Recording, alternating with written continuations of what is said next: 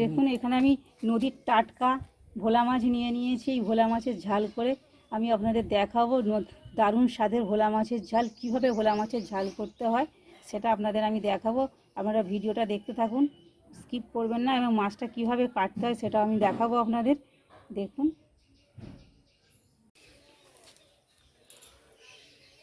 ভোলা মাছ কাটা হচ্ছে, একে একে সব ভোলা মাছগুলো কেটে নেওয়া হবে। দেখুন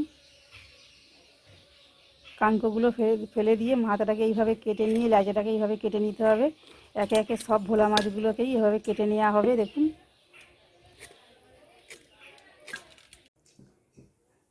দারুণ স্বাদের ভোলা মাছ রান্না করার জন্য এখানে আমি টাটকা ভোলা মাছগুলোকে নিয়ে লবণ আর হলুদ মাখিয়ে দেখুন আগে থেকে আমি ভেজে তুলে রেখে দিয়েছি। এবার কি কি মশলা দেবো সেগুলো আমি আপনাদের দেখাবো। রসুন কুচি, পেঁয়াজের পেস্ট, টমেটো কুচি, এখানে লবণ, লঙ্কার গুঁড়ো আর হলুদ গুঁড়ো নিয়ে নিয়েছি। কড়াতে আমি সর্ষের তেল দিয়ে দিয়েছি। এবার টমেটো কুচিটাকে আমি কড়ার মধ্যে দিয়ে দেবো, দিয়ে একটু এইভাবে নেড়ে নেব। নেড়ে আমি পেঁয়াজের পেস্ট আর রসুন কুচিটাকে দিয়ে দেবো।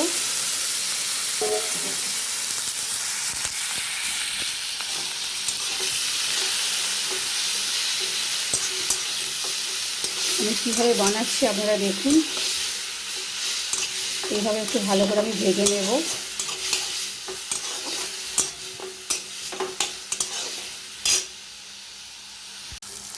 পেঁয়াজ, টমেটো আর রসুন কুচিটা আমার ভাজা হয়ে গিয়েছে। এবারে একে একে আমি মশলাগুলো সব দিয়ে দেব। সব মশলাগুলো দিয়ে দিচ্ছি একে একে। আমি অল্প একটু জল দেবো যাতে নিচে ধরে না যায়। ভালো করে এইভাবে একটু আমি কষিয়ে নেব। খুব সুন্দর একটা গন্ধ বেরিয়েছে, এটা খেতে ঠিক ততটাই সুন্দর লাগবে। লোভনীয় একটি মাছের রেসিপি। দেখুন টমেটোটাও গলে গিয়েছে, টমেটো পুরো। এবার আমি একটু অল্প করে জল দিয়ে দেব।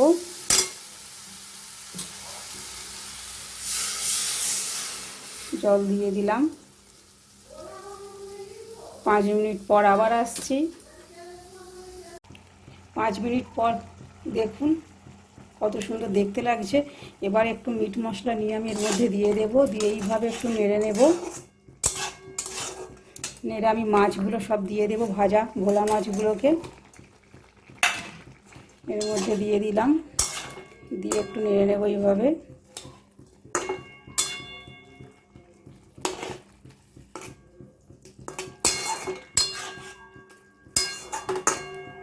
রেডি হয়ে গেল আমার ভোলা মাছের ঝাল।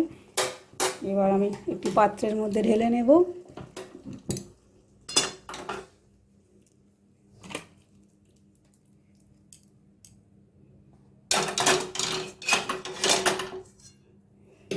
এবার ওপর থেকে আমি কাঁচা আর পাকা এই লঙ্কাগুলোকে আমি ছড়িয়ে দেব এইভাবে। দেখুন কত সুন্দর দেখতে লাগছে, খেতে ঠিক ততটাই সুন্দর লাগবে। আপনারা এইভাবে বানিয়ে খাবেন, আশা করছি আপনাদেরও ভালো লাগবে। যদি ভালো লাগে লাইক, কমেন্ট ও শেয়ার করবেন। যদি ইউটিউব থেকে দেখেন তবে অবশ্যই আমার চ্যানেলটিকে সাবস্ক্রাইব করবেন, আর যদি ফেসবুক থেকে দেখেন আমার পেজটি অবশ্যই ফলো করবেন।